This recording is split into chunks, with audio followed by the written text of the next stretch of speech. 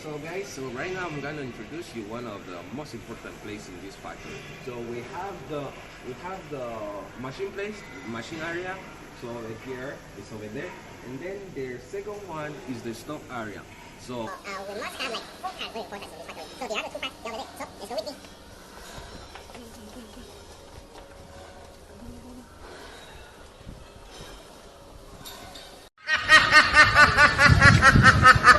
So guys, over here we have the other parts. Over here we have the other part. We have the first one over there is the pressing area.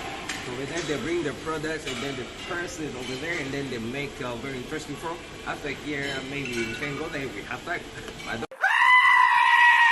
And then the other one is the selling part. It's a very interesting part. Like they make the form. Later. After maybe a few minutes, I will bring you there and then we can see how those guys they make that job and then make a very, very good product. So that's Pulcherflow, guys. Let's go see it.